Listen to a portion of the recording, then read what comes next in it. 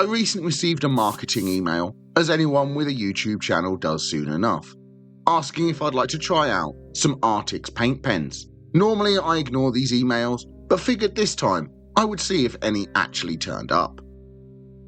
A few days later, this box of pens arrived, so I guess I have to test them out and give my first impressions. So for full transparency, these were free, but they were looking for honest feedback, so I will be honest, as I always am with my reviews.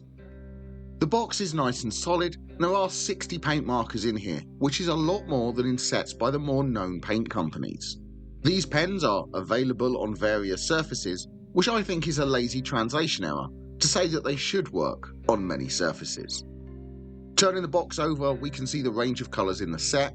They appear to cover most of the colour spectrum, which is good, with a mix of light and dark shades for each colour.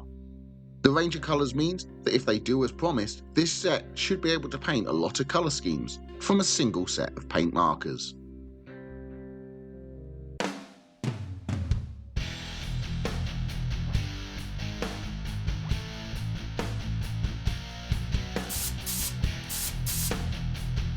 Let's get the lid off this box and have a look at the pens inside.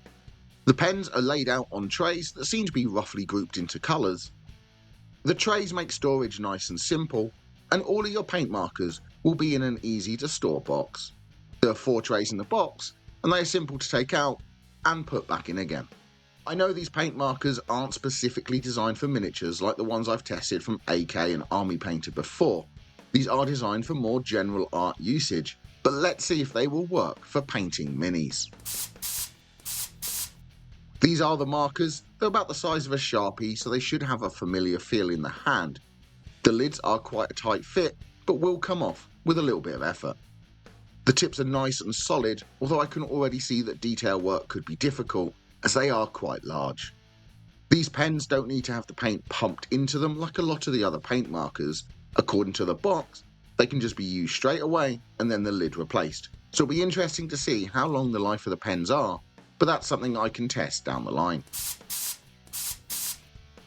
This is the model I'm going to paint today, a Space Marine that I've already primed white, because I'm going to paint it in a retro Ultramarine style. First, with this light blue pen, I'm going to paint the armour. I'm going to try and avoid the shoulder pad trim, but I feel that some mistakes are going to be made. The paint is a lovely bright colour and goes on really easily. The paint doesn't seem to blob out of the pen or run away from me, and it's covering really well with just a single coat, which is impressive. It is a bit slower than using a brush, but as this coverage is so good, there might be a time save still, because I may not need to come back through with a second layer. The size of the tip is making it difficult to reach into some spaces to cover all of the white primer. However, the paint does flow smoothly into the recesses, as I was worried that the paint would only cover the raised surfaces. The markers are very easy to use, and it is just leaving a thin layer. I was worried that some of the details on the helmet could become clogged, but the details are still crisp after being painted over. The biggest issue I am finding is the size of that tip. If I had built the model with the arms separate, this probably wouldn't be an issue, but I normally fully build my minis. The only way to get the paint into some of these recesses is to jab the pen into the areas and hope that enough paint comes out to cover the area and hide all of the white primer. But for open areas, the paint goes on very smoothly and is covering really well. So the versatility of the markers will really depend on the model you're painting. If there are a lot of areas with tight gaps, they're going to struggle, but older models in more open poses, these markers shouldn't have a problem. And now I'm finished, I'm just going to put the lid straight back on with no cleaning, as it says to do. This is the model after just a single coat of blue. It's a nice bright solid colour, but there is a lot of overspill onto areas like the gun as I was getting the tip around those areas. Now with a black marker, I'm going to try and paint the bits of undersuit. The size of the pen is an issue here. I'm trying to be really careful to just use the tip and avoid any overspill. I'm much more comfortable with a brush than a pen for this kind of work, but with more practice, or people who do a lot of pen art, this may be a more simple task as they will already have that muscle memory. I'm also painting all of the gun. I'm painting over details that will be another colour later, like the metal parts and the Aquila detail. As always, I'm trying to be careful and avoid painting over the armour, as I don't know how well any mistakes can be painted over. I'm also picking out the straps and the belt. The belt is quite easy with the marker because it's just a simple line, and as it's a raised detail, there is less risk of painting the armour by mistake. With the black details painted and a few touch-ups completed, I'm going to paint the Aquila and shoulder trim. I'm using one of the yellow pens for this, as the retro scheme uses yellow instead of gold. For the shoulder trim, these paints make easy work of the detail. It's easy to follow the trim around the shoulder pad. Where there was some overspill of the blue, the yellow doesn't quite cover it in a single coat, but over the primer it gives strong coverage in one layer. For the overspill areas, I'll come back and add another coat and hope that covers the blue fully. If the blue can't be covered in two coats, that will be an issue. It means that to use these paints, any mistakes like this will need to be painted white before a light colour goes over the top. Strange enough, the yellow works quite well over the black when painting the Aquila on the gun. But painting the Aquila on the chest is quite difficult, because I'm trying to reach in at an awkward angle and the size of the tip is a real issue.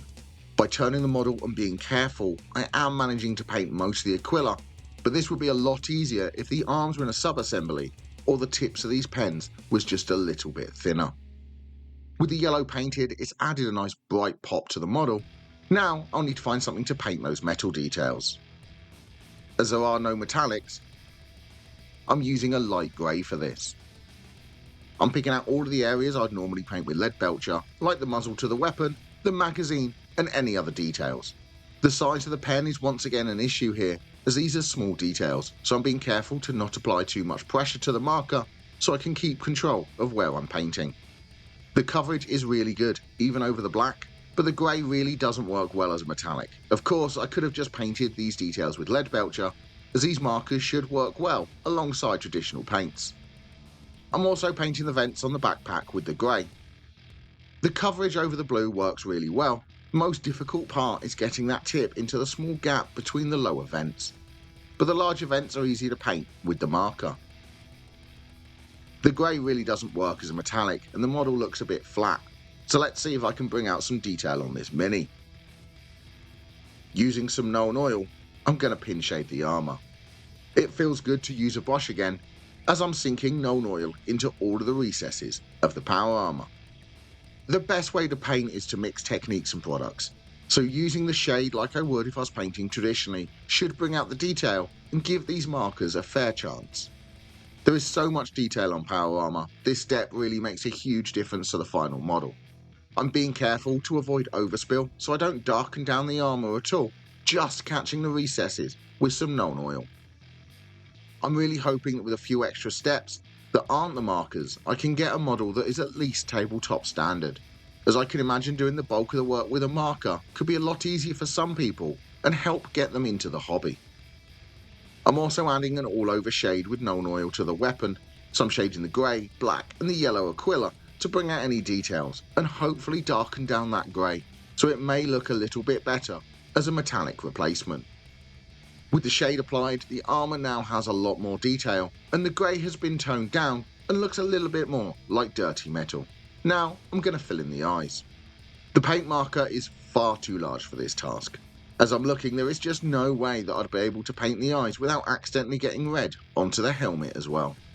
Because this would make such a mess, I'm going to use some paint for the eyes, so I'll come in with some light red. I'm just carefully applying this into the recesses for the eye lenses. By using the brush here, I can keep this paint under control and make sure I don't get any overspill. If the tips on the pens were slightly thinner, I would have done this with the markers, but the paint goes on fine over the marker paint without causing any reactivation. Now with some white, I'm adding a small dot to the back corner of the eye.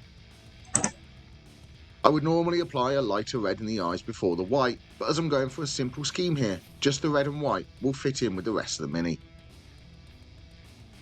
With the eyes painted, the model is looking like a 2nd edition Ultramarine, but there's one thing needed to really finish this model. With a lightish green marker, I'm going to paint the base. Normally I would glue sand to the base first, but to keep this simple I'm just going to paint the base directly. The pen allows for quite a lot of control when painting around the feet, and I feel very comfortable getting close to the feet without fearing I'll paint over them. As with the other markers, the coverage here is really good, giving a solid colour in just that single coat. The colour is really similar to Goblin Green, which is perfect for this model and what I'm going for. It would have been interesting to see how this marker would work over sand, but that could be a test for another time. Painting the rim is also really simple. The marker allows for good control as I give the rim a solid coat of green as well. With the base painted, that is this retro scheme completed. I could have added some edge highlights with paints, as there is no way that the tips of these markers would allow for thin edge highlights, but I think the simple scheme works here and still lets the marker colours show through. So, my thoughts on the Arrtx paint markers. For the price, they give good coverage and do work for painting base coats on miniatures. They would work better on models in sub-assemblies or with more open design, as the size of the tips does make reaching some details harder.